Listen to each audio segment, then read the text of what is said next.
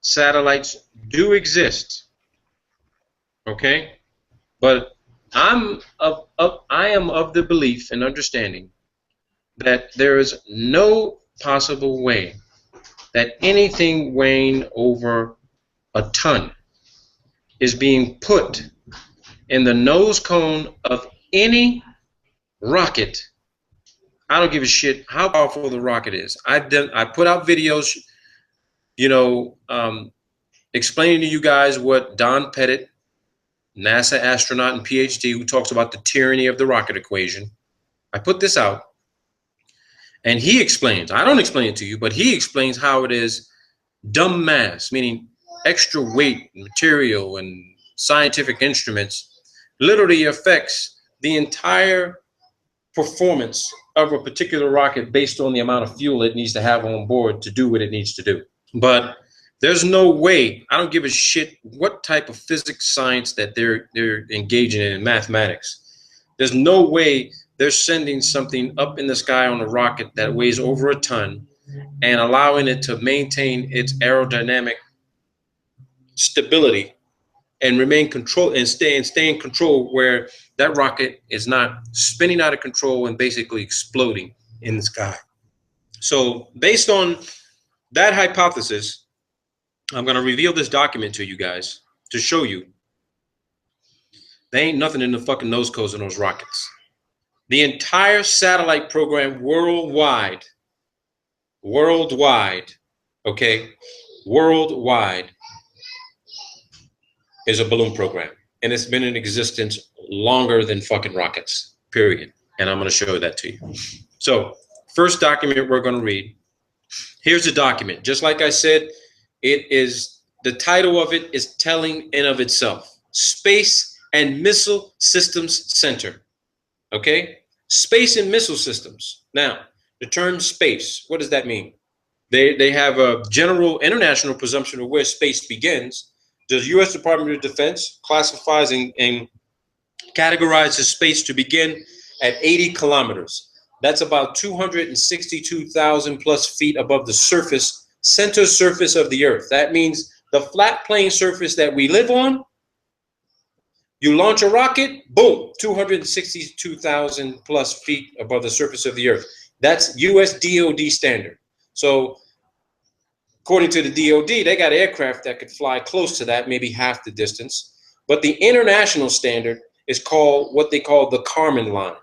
Theodor von Kármán developed, him and a bunch of physicists and scientists from all over the world, including scientists from the United States, established in the 1940s that space actually begins at 100 kilometers.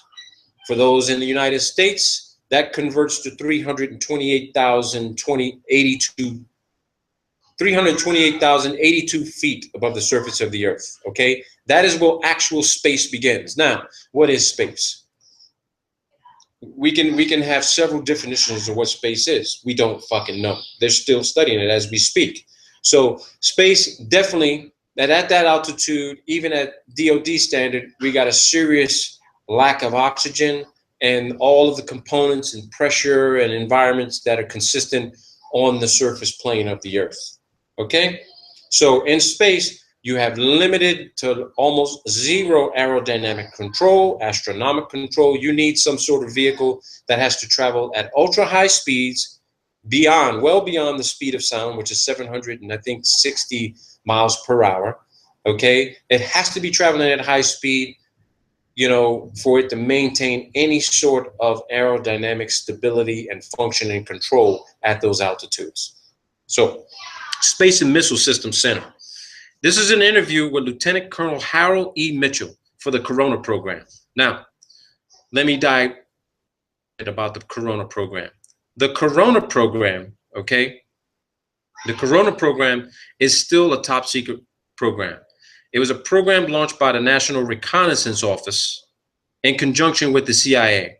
It's equipped with some very advanced optical equipment and photographic equipment to conduct mapping and reconnaissance intelligence gathering capabilities. Okay, so I have that document pulled up here for you guys that we're going to reference. We're going to need that program. So this is a letter actually drafted August 21st, 1964, regarding a Corona mission.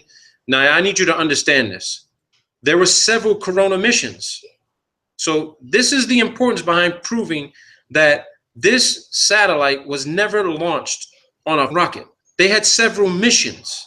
This satellite was put up on a gondola balloon.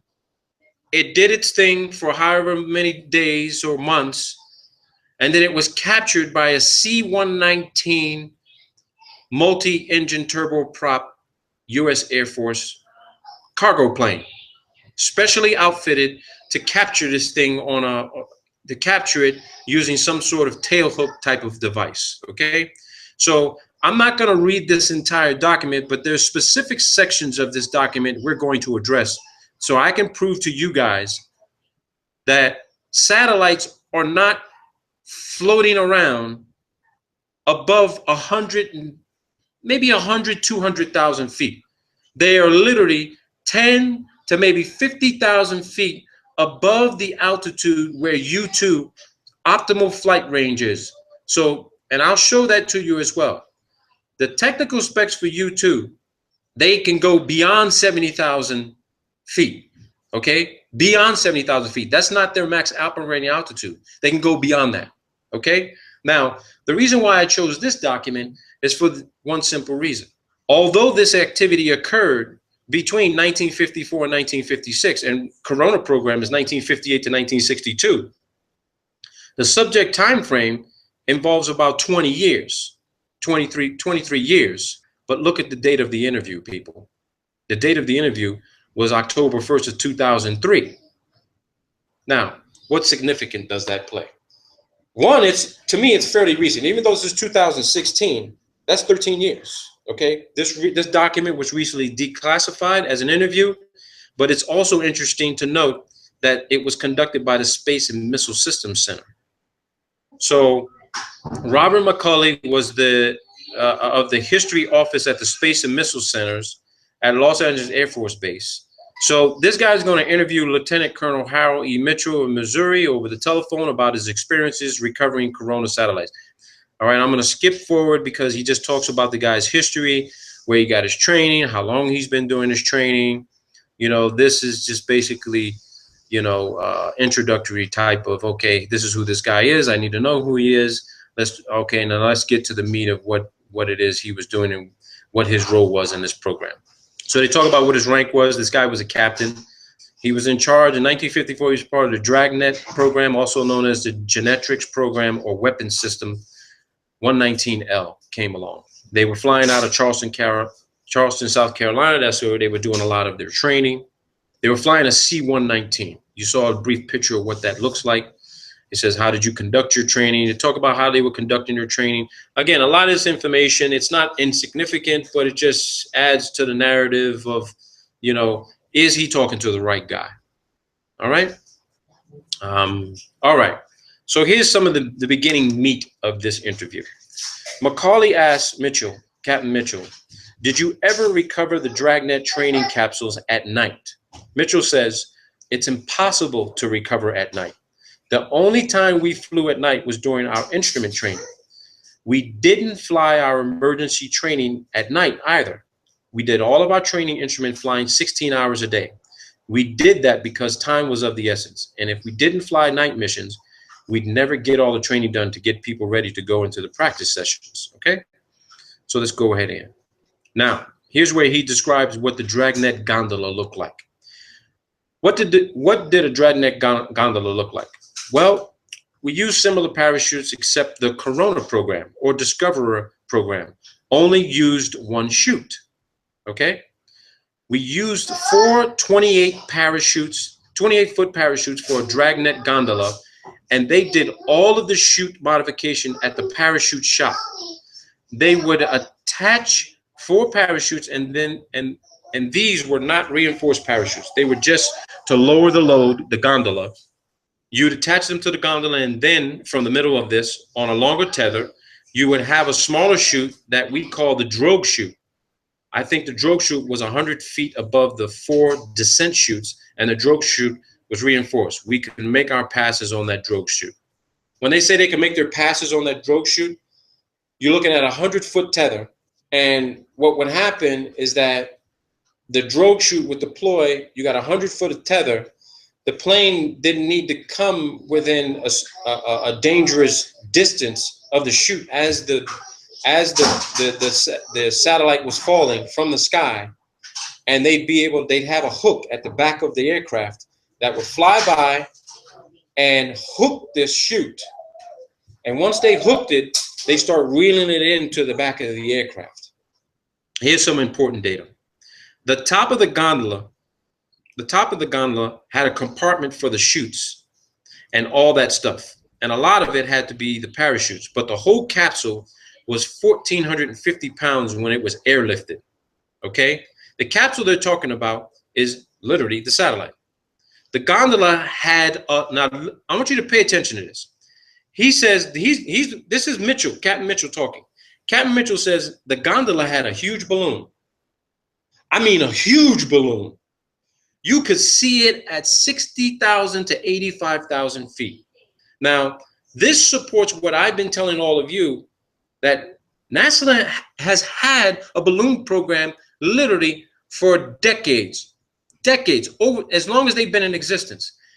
Some of these balloons are the size of a football field. When you look at the size of a football field, 100 yards long, 50 yards wide, just imagine what that looks like up in the sky. Think about what a balloon that size could lift off the ground, okay? Now, Macaulay says, did you ever see a Genetrix balloon get inflated and then lift off? Did you see that process? Mitchell says once, but I didn't see the beginning of it. I saw it when it was about 3/4 filled and then the liftoff. Now, this was only in the training phase of our operation in the summer of 1955, and that was done in Denver, Colorado at Lowry Air Force Base. The one that I watched launch, they had to put the capsule on a forklift, and I imagine this was done before the balloon was attached and inflated. At any rate, they started their inflation, and then as the balloon got full enough to support itself and go airborne, they'd run down a taxiway with the forklift, carrying the gondola until the balloon had enough lift to get the gondola airborne. I want to show all of you what that actually looks like in real time. Now, when I say real time, okay, when I say real time, I'm talking to you, this is a launch that had already occurred in Antarctica. This is a launch that already occurred in Antarctica, and I'm going to show it to you. And here we go.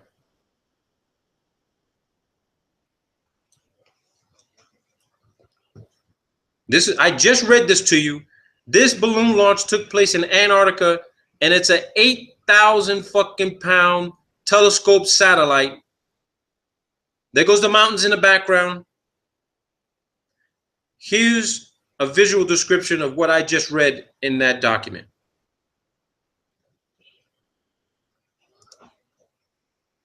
Down a taxiway and getting in the loft and launching it. Watch what happens.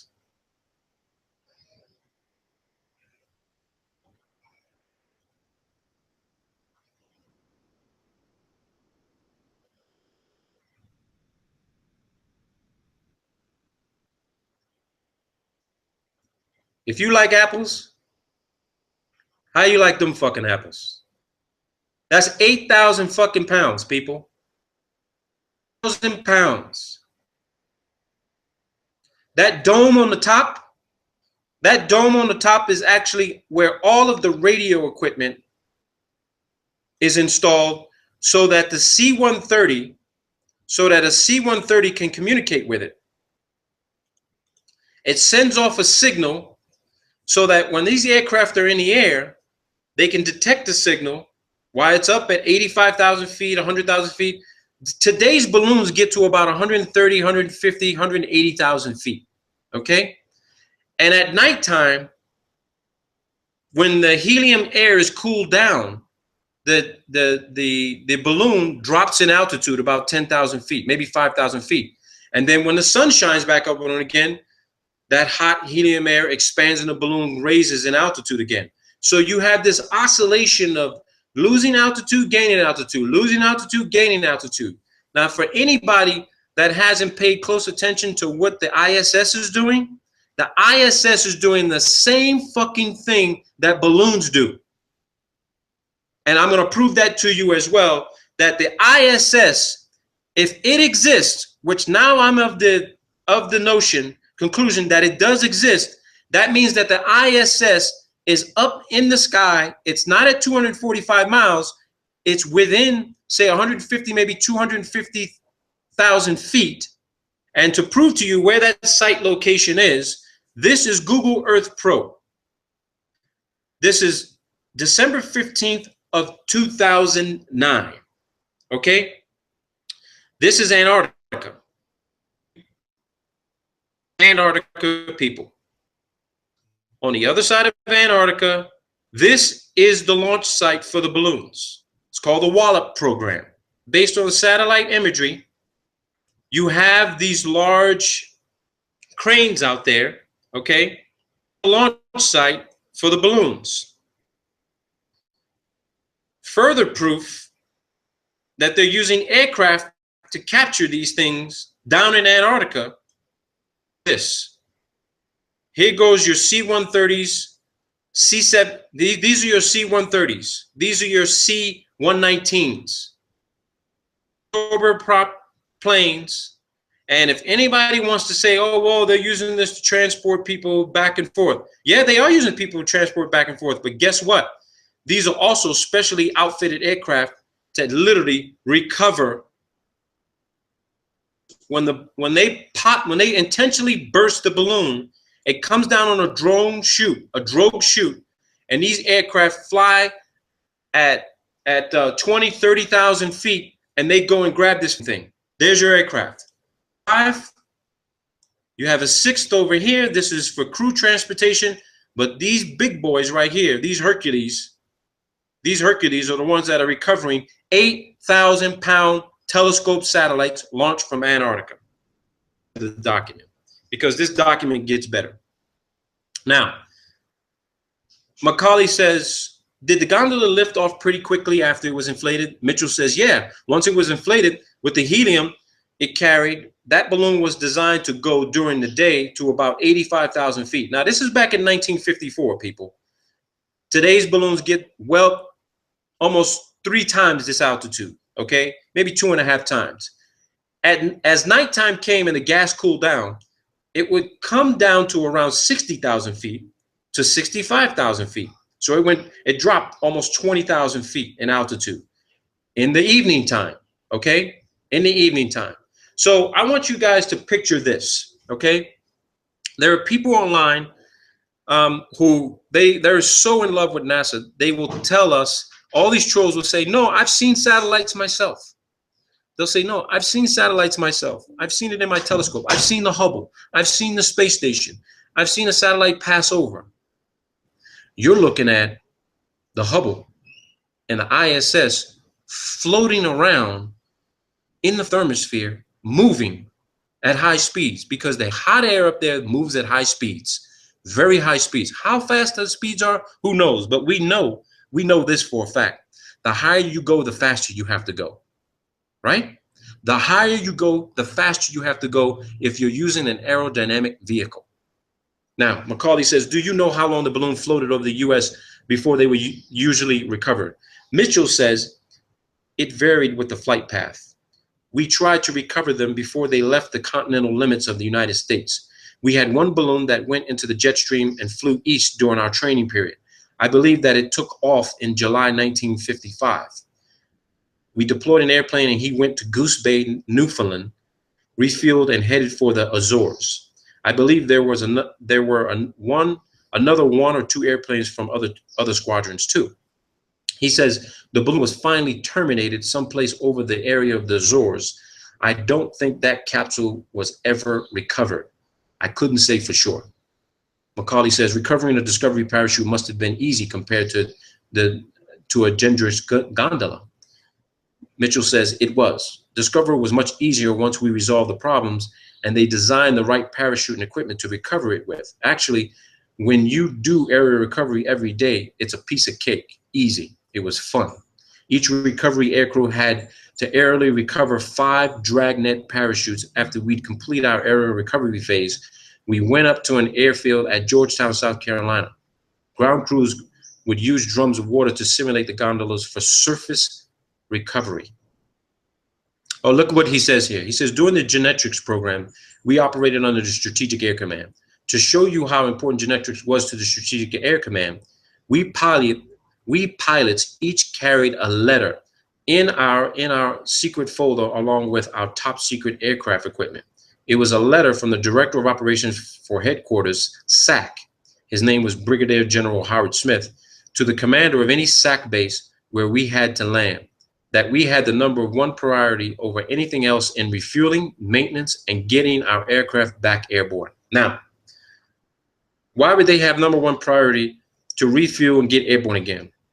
Let's assess that. Well, if there's hundreds or thousands of these satellites supposedly in space floating around, and we know now they were balloons, and these things suffer some sort of malfunction and they come down, that airplane has got to go to that location to recover that thing. These airplanes had to be available nonstop to go anywhere at any time to recover this thing. And it had to be recovered once they got notification, hey, the balloon just popped, drogue chute, we need an aircraft up in the air immediately. They couldn't get to one of these satellites fast enough, and it actually crashed somewhere in a foreign country. And I'm going to read that document to you of what happened to it. So he says, you had a terrible time getting refuel, maintenance, or anything just to get out. On the way to California on that particular trip, I had to go from Greenville and refuel at Salina, Kansas, Smoky Hill. Let's see here. Okay, here's where they talk about getting in contact with one of the balloons. I then flew into Castle Air Force Base on Friday night. The next morning, we checked into the command post. The balloon had started traveling to the west, and they were concerned about it. So they scrambled us, and we started tracking after it. Each one of these balloons transmitted their own identification signal. By the time we made contact with the balloon, we were about 310 miles at sea, west of San Francisco. I didn't like us being out there by ourselves, especially making aerial recovery. At about 85,000 feet, after you sighted a balloon, you'd interrogate it. The balloon's radio signal would give you its code name or code number. If you wanted to terminate its flight, you had a black box up on the flight deck at the navigator station. He would dial in the code of the balloon we were trying to track, and the balloon would come back and answer. Then if we had clearance from the Charleston Air Force Base command post to bring the balloon down, we would insert another code. This then would ignite a blast from the gondola that would burst the balloon. After we terminated the flight of the balloon, here's what they say. It would do very much the same as the Discoverer did. It would fall so far, and then the drogue chute would come out. The chute would slow it down until it was at an acceptable altitude and airspeed. And then the parachute would get fully deployed. It was late. Listen to this, people. It was late in the evening when they authorized me to terminate the balloon. Macaulay says, once you recovered this gondola, what happened to it at that point? Mitchell says, we made the recovery on it, brought it back in. We were very low on fuel. I told them I was going to Castle Air Force Base to refuel. Then they deployed us to Offutt Air Force Base, Nebraska, where we delivered the capsule there. Where it gets interesting for me. Macaulay says, after you landed at Offutt Air Force Base to drop the gondola off, how did they unload it and take it away? Mitchell says they sent people out and it was offloaded. Where they took it to and what they did with it afterwards, we didn't know. That was not our mission. Dragnet was a top secret operation, gondola and all. The only thing that we were concerned with were the people who were not connected with the program, that they had no opportunity to see the gondola, so we carried sidearms. You hear that? They didn't want people to see this thing. So they were always strapped, ready to go, that if someone were to see one of these things, they had to deal with that person. Now, this was back in 1954. You bet your ass the same thing is happening today. They don't want nobody seeing the Hubble come down on a parachute. They don't want to see it. They don't want to see parts of the space station, which is in modules, detach, come down on a parachute, get captured by one of these these C-119s or C-130s taken down to Antarctica at the Concordia station. And just to remind people and to redress this, Concordia station, NASA classifies it as a hypoxic environment. Okay? They said the conditions at Concordia are more severe than being on the ISS. So when astronauts actually are sent down there for cold weather training in the most extreme environment on Earth. How could there be a place at about 8,000 feet above sea level be more extreme than being at 245 miles above the surface of the Earth, supposedly in microgravity? And I thought to myself, wait a minute, the ISS is definitely not at 245 miles. Because if I can go to Concordia Station in Antarctica and literally be in worse conditions than being on ISS, then ISS conclusively has to be around 150, 160,000 feet. Let's keep going on. So this guy goes on and he says that, and this is what's interesting about this. He says he had an instrument problem on the airplane at Offutt Air Force Base, and the people came out to refuel the plane.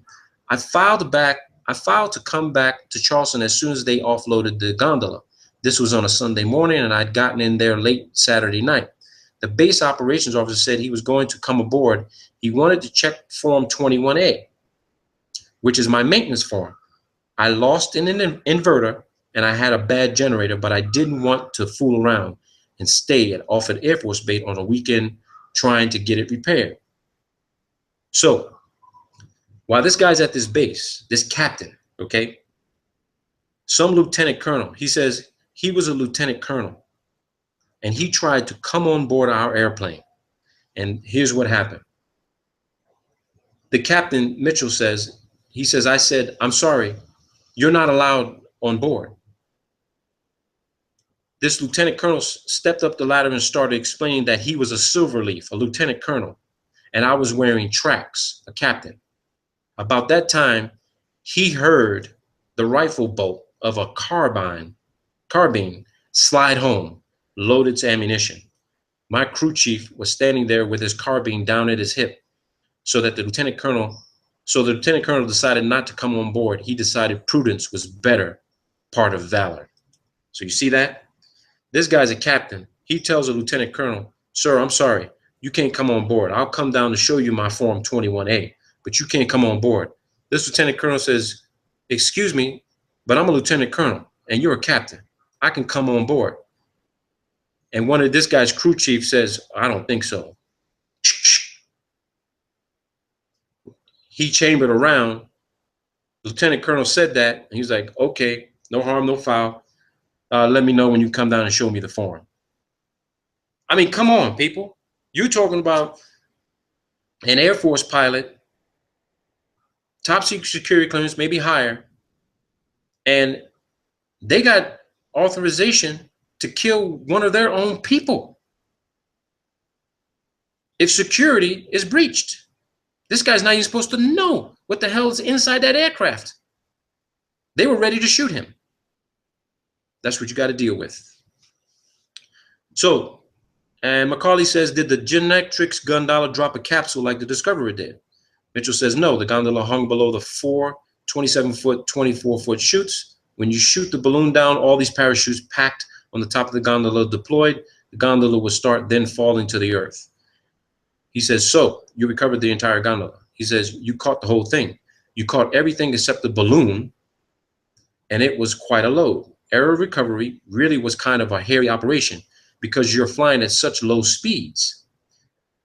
We were especially low on fuel that night. We had to fly at about 115 to 120 knots just to keep our airspeed up. And with the beaver tail door open and the recovery poles and cables hanging out of the back of the end of the airplane, it took quite a bit of power using quite a bit of fuel. So again, these guys are recovering things that are thousands of pounds, half a ton or more. They have to fly at low speeds just to capture the damn thing and make sure they don't rip the tether apart and lose the damn satellite. So once they capture it, they got to start reeling it in, and they got to maintain altitude and power, which uses up a lot of fuel just to stay in flight. and then they beat feet out of it and get the hell out of there and take it to where it needs to go. So here's some descriptions of where they actually have these aircraft launching these balloons. He says, once our genetics training was completed and the airplanes were put in top maintenance condition, we deployed to our pre-designated bases in November of 1955. We had 3 squadrons in the 456 TCW, and they split each squadron right down the middle into 6 detachments. Our squadron, we were the 746 Troop Carrier Squadron, and our detachment was deployed to Kodiak, Alaska. The 745th Squadron went to Adak, Naval Air Station, Alaska, and the other detachment was sent to Japan at Johnson, Misawa, Itazuku. Another squadron was sent to Kadena, Okinawa. Our headquarters was at Johnson Air Force Base. They had these everywhere, people. They had them in Germany. They had them in Sweden. All right. They even had some in Russia. So let me see here. I'm going to take you to the part where they talk about the U-2 program, how U-2 actually replaced them. Let me see here. Okay, here we go. They said that night the winds got up to, this is when they were in Alaska, he says the winds got up to 100 miles an hour. It sandblasted the airplane, absolutely sandblasted the paint off of it. About the 1st of April, the U-2 started flying, so our missions were over about the 1st of April, 1956. Okay? I'm going to show you Lockheed's site so we can look at U-2 and do a little brief technical descriptive analysis of U-2. Macaulay says, when you were flying out there looking for gondolas, were you both visually looking for them and listening to your radios for their signals? Mitchell says, we were doing both. In Alaska, the daylight hours are pretty short in wintertime, so they would give us the codes of the balloons that were flying in our area. The navigator would continually monitor the different codes with the ADF, the Air Direction Finder radio. The balloons had ADF beacons that we could come home in on. Each balloon had its own frequency. We would sit there and the navigator would keep scanning these different frequencies that we would get for that particular mission. Now, think about this, people. You have amateur radio operators out there all around the world who says that they can track the signals from satellite communications. Now, I'm not doubting they can track satellite communication signals. But let's be clear. What we've all been led to believe what a satellite is something that is so far advanced and technically incredible that is floating around up there on its own. We see these on videos, we see this on television. Oh, look at this satellite. It's always a CGI photo or video or some sort of artist rendition of what the satellite looks like. It's a drawing. Every single video we've all ever seen, they're all CGI videos and images of satellites. They never show you the thing in real time. Why can't they show you in real time? Because it's not where they say it is. But what is up there is a real satellite, but it's not at the altitude they claim it is. It is giving off a frequency and signature. It is floating in the sky, but not unaided. You only see it at night, and when you see it, it's the moonlight or the sunlight reflecting off of this. Now I know why these satellites have to have these gold and aluminum reflective surfaces, because they are maintaining the lie, fraud, illusion. Oh, look at the satellite up in the sky. You see the sun reflect off of it? There it is. But you don't see the tether. You don't see this dark colored black balloon floating in the nighttime sky. So here's what the guy says. About how many balloons would you be looking for at one time? Mitchell says the number would depend on the balloons identified in a daily mission, frag order, fragmentary operations order. Their codes would be listed. So each one of these balloons has a frequency and a code. This guy's saying, I think it was 10,000 feet the beacons would continue to function. We thought that they went down and were in the snow in the Brooks Range or some of the other mountains up in Alaska.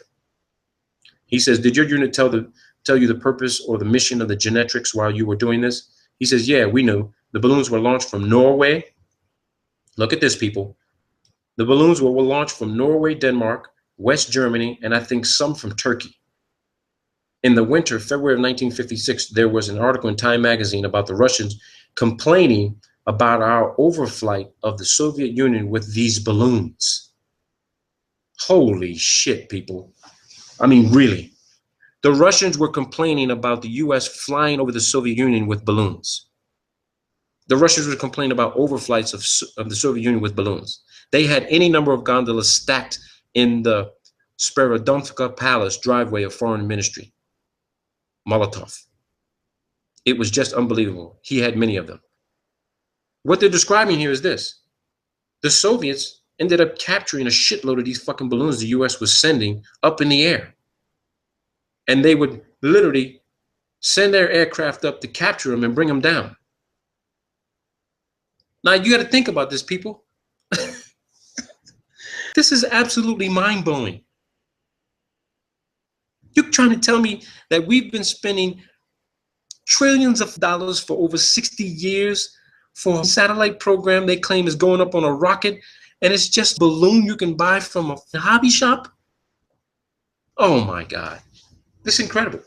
An interesting fact, the airplane I flew during the Corona program had many recoveries of balloons than any airplane in the 456 wing. It was flown by Captain Slaughter Mims.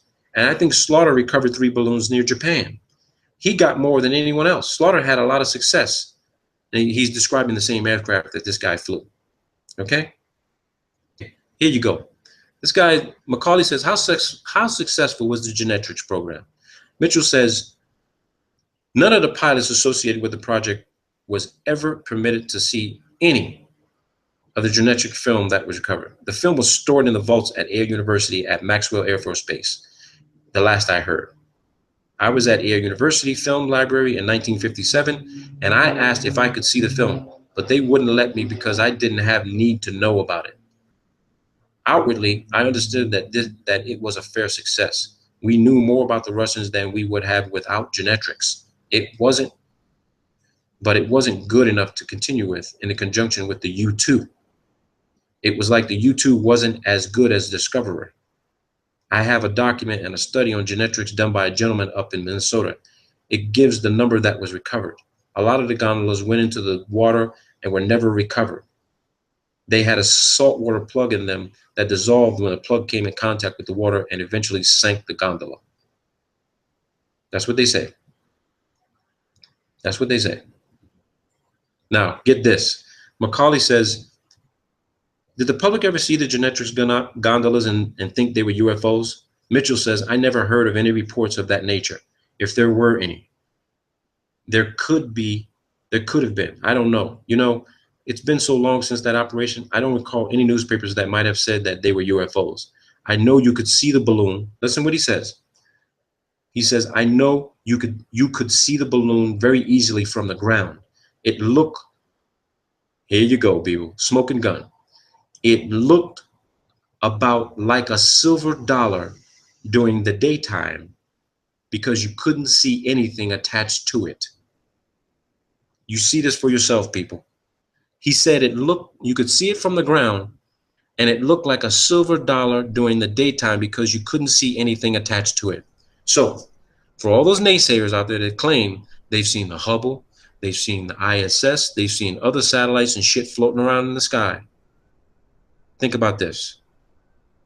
That reflection that you see with the sun reflecting off of the aluminum surface or whatever type of aluminum, whatever type of shiny reflective material they're using for these satellites,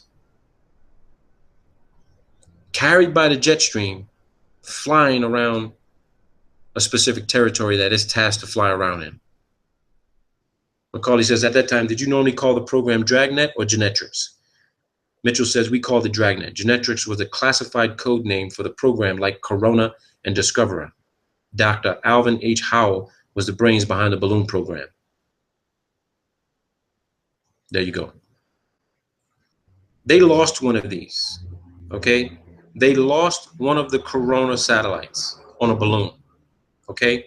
This is a letter written to the Deputy Director for Science and Technology at the National Reconnaissance Office, okay?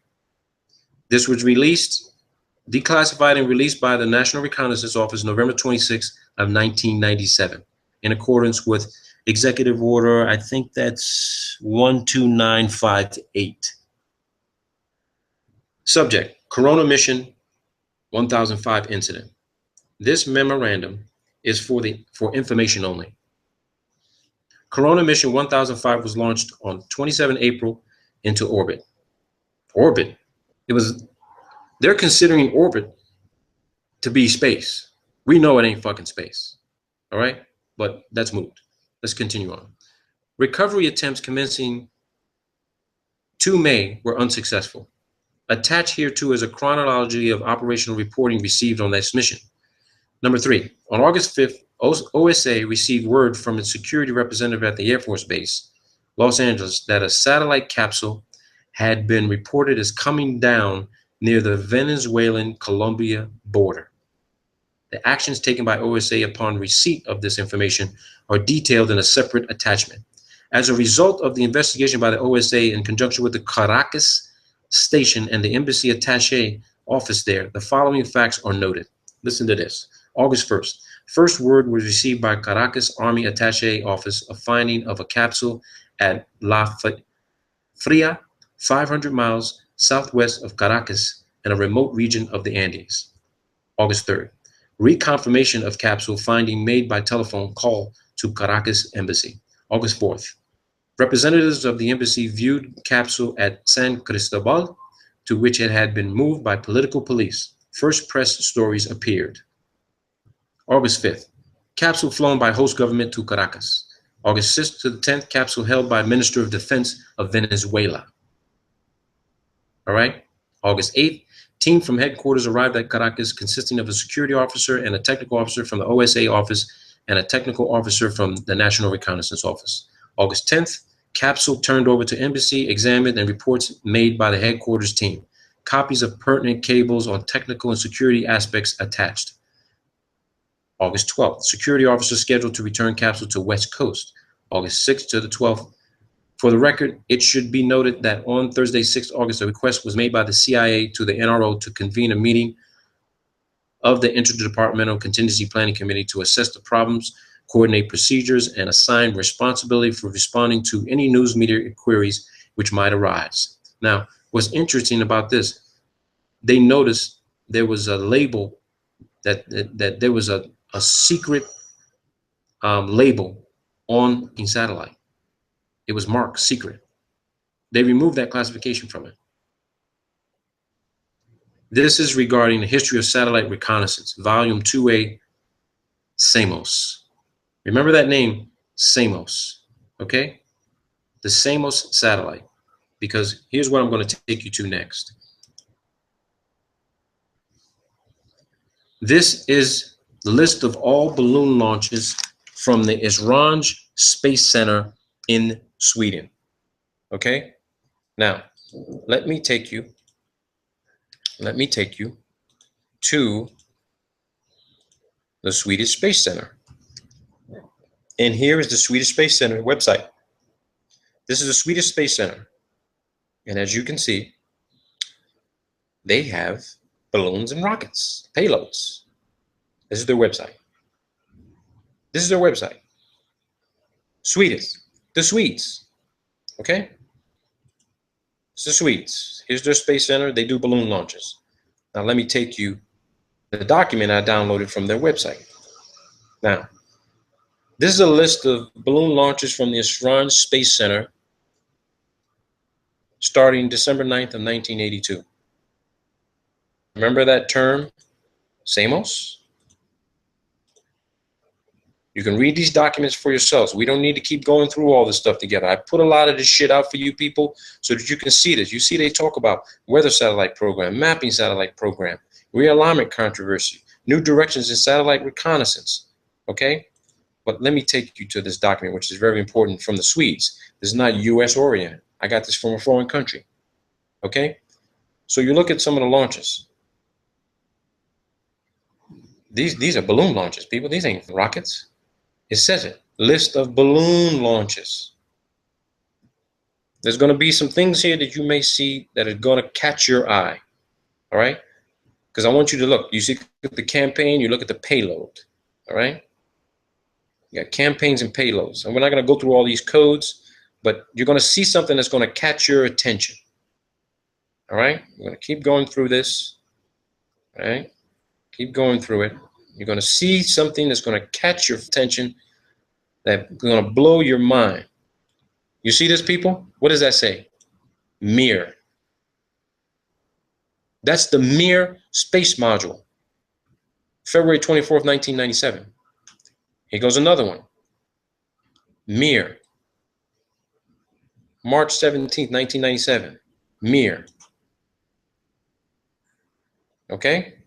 I want you to see these things. All right? I want you to see these things. Let me take you to another one here, because there's let me hang on. Let me see. Here we go. Two more. Mir. February 18th, February 19th, 1999. Mir. It's the Mir space module, people. On a balloon. The ISS does not exist complete the way they show it on television. Here goes another one. Mir. On a balloon. What they are showing you of the space station is a computer-generated image. They are not showing you the complete module put together, flying at 17,000 miles an hour. Here you go. Look at this. Support Mir. They sent up a support balloon to resupply the Mir on a balloon. On a balloon, people. Look at this. Orion. Orion payload. Look at here.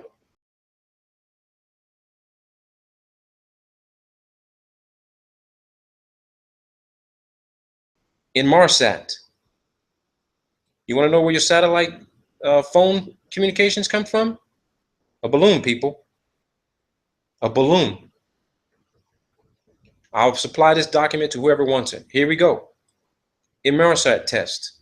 Balloon. If you were to take time to search every single one of these flights to match it up with a particular rocket launch that they claim this thing was on, I guarantee you, you will be able to compare it with this Swedish Esran Space Center balloon flight list. Balloon flight list. Balloons, people. That's your program. It's always been your program. Look at this. Mir short duration. Mir VLD. You got two VLD. Look at here. More Mir. This is in 2002, people. 2002. For those in Europe, you ever heard of Enviasat? Look at Enviasat. Enviasat. These things are supposed to be testing the atmosphere for particulates and, you know, for pollution control. Balloons, people. You can't come to any other conclusion. You don't have any other information to prove you were at the launch pad and you saw them put this thing inside the nose cone of a rocket. You didn't see it. You can work for NASA, you can work for the Germans, you can work for the Russians. You did not see what you thought you saw going into a nose cone of a capsule and with an unedited video stream and put on a launch pad and launched into the sky on a rocket. You didn't see that. Look at NASA. Why is NASA using the Swedish to launch a balloon for them? Think about that. They're everywhere, people. They're carrying out the deception, the fraud, the hoax, the scam, the bullshit. It's all here. It's all here, people. I keep saying it's not what you know, it's what you can prove. You can talk about it all day long. You can claim this is your theory, this is your hypothesis. You ain't got no documentation to fucking back it up. You just want to show some bullshit video and you're not a videographer and you don't know how to do video analysis. You got to get the documentation. And here's the documentation right here. NASA, 2011, LAD, ESO, high wind. Just check these out. Because I have. NASA, 2003, 2013, Sunrise 2. Look at that. Balloon. Balloon, people. That's a complete list. It goes all the way to 2014. 2014, people. 2014. There you have it. There you have it, people. I don't know what else to tell you. I really don't know what else to tell you. Check this out. Just check this shit out. Check this shit out. Another satellite being launched from Antarctica. Check this out. You're going to love this one. That's Antarctica, people. Remember how we saw that circular launch pad? The bulldozer is smoothing out the ice and snow. Look at this. Just wait and see. Watch this.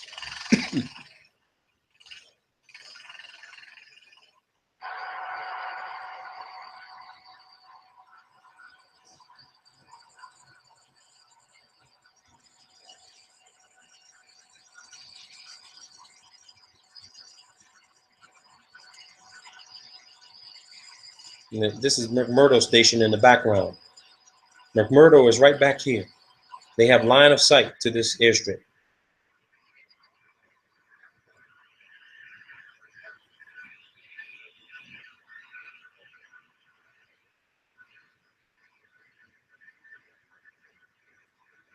Just look at this. This is your billion, trillion dollar fucking satellite program. A goddamn fucking balloon. A balloon, people.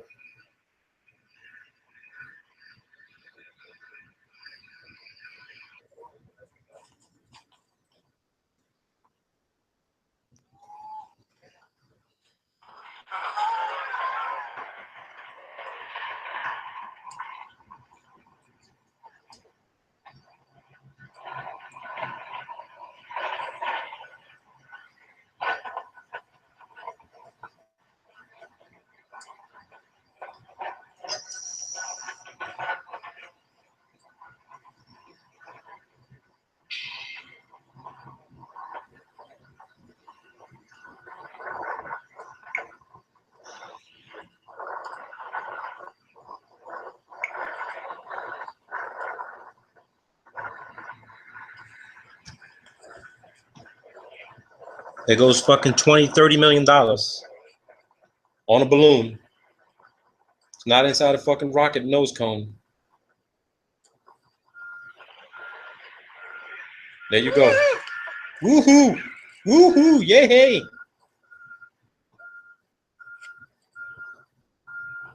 Now you want to know what NASA is spending all that fucking money for? On helium? NASA has spent a shitload of money on helium. So you got to ask yourself, what the fuck is all that helium for, right? You think, okay, maybe it's for the vacuum chamber. They're doing all kinds of testing. No, bullshit. That fucking helium is for their fucking balloon program. What else would you use fucking helium for? What would you use helium for? You use fucking helium to fucking float. It's at 18,000 feet right now. Come on, people. This common sense. This common fucking logic.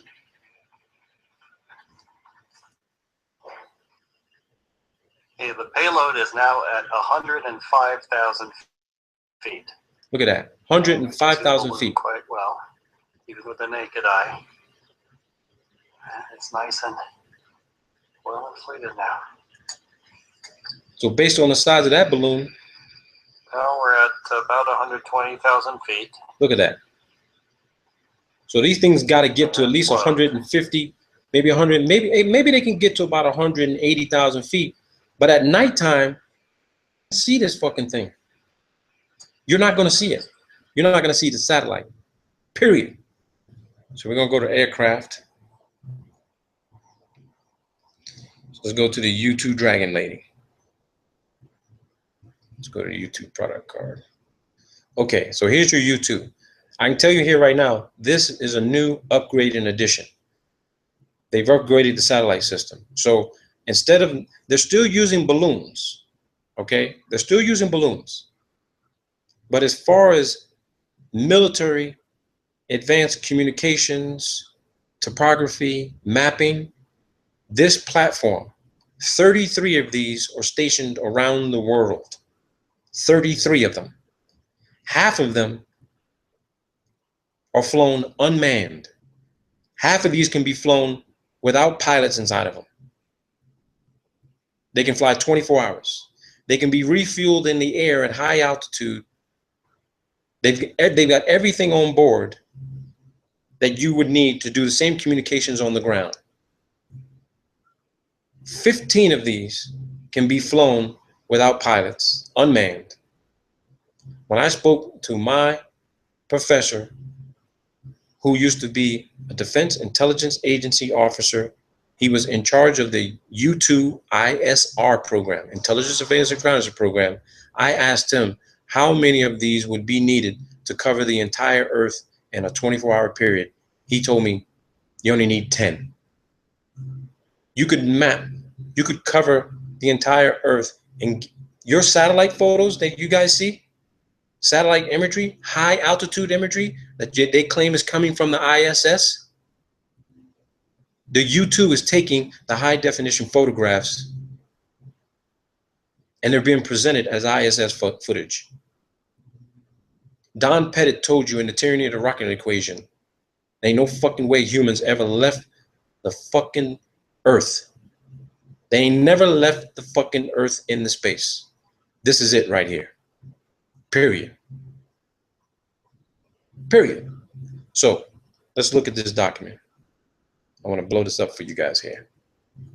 So let's do this. It says here, and I want to go specific to the technical capabilities. Okay? Let's do this. It says here, look at the maximum cruise speed. Actually, no, the cruise speed is 475 miles an hour. Now, that's completely contradictory to what we have learned and been told with regard to high altitude aeronautics, that the higher you go, the faster you got to go to maintain aeronautic stability and control. But it seems here that the cruising speed for the U-2S is 475 miles an hour. There's less atmosphere at altitude. But this is where people get confused when you see all the videos. It says the ceiling is above 70,000 feet. Above 70,000 feet, people. The max altitude of U-2 is not 70,000. The ceiling is above 70,000. The range is greater than 6,000 miles. Which means if the cruising speed of U-2 is at 475 miles an hour and it can go above 70,000 feet, that means that there's definitely atmosphere that is breathable. You can operate in it above 70,000 feet. And you use less fuel at 475 miles an hour above 70,000 feet. This is the cruise speed. Maximum weight, 40,000 pounds. So would you think maybe possibly they could put some sort of advanced optical scope on this bad boy? Because the Hubble was 27,000 pounds. Maximum weight of this is 40,000 pounds. So how much advanced imaging and communications equipment you think you can put on this platform? It's twice it's twice the mass of Hubble, flying at above 70,000 feet. Here it is right here. And look at the price. Here's what's interesting to me, the coincidence, people. The Hubble, they claim, cost $1.5 billion. The Hubble, 1.5 billion. Look what it says here. The recent 1.58 billion in system upgrades includes sensor upgrades, improves radar, multi-spectrum imaging and signals collection, sensors and data links, a new F-118 GE 101 engine, improves range and altitude, lowers operating costs and reduces weight by 12%. Glass cockpit, new defensive suite, improves survivability against the latest generation of missile and fighter threats. 1.58 billion. The Hubble, 1.58 billion. Sophia, 1.5 billion. That's the magic number for a lot of this bullshit. $1.5 billion is the number these government agencies are using. It's probably costing half of this, and the other half are going in the fucking pockets of your fucking Senate and congressional fucking representatives and their fucking contracting companies who are building this bullshit and telling you, oh no, it's all going up on a fucking rocket. It says here, reconnaissance and surveillance from the stratosphere. The stratosphere. Everything we know of, communications, imagery, you name it, everything stays within the stratosphere, which means we can't get beyond the thermosphere. We can't get there. We can't get there. This is our limitation. We can't go beyond this technological capability because we just can't get out there. We can't get there, people.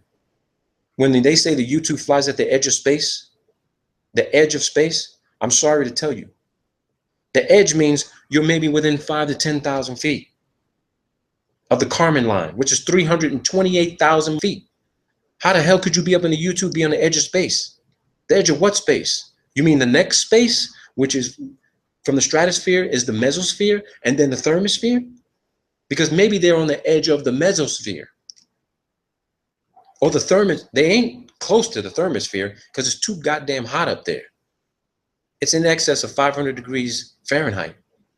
You honestly think that this aircraft will be able to withstand those heat temperatures? Look at the SR-71. They tried to take it up there, and look what happened to it. I do believe we have to fly faster the higher you go, but we can't do it. It's that simple. It's that simple. To me, it's that simple. It really is, people. To me, it's that simple. That's the presentation, people.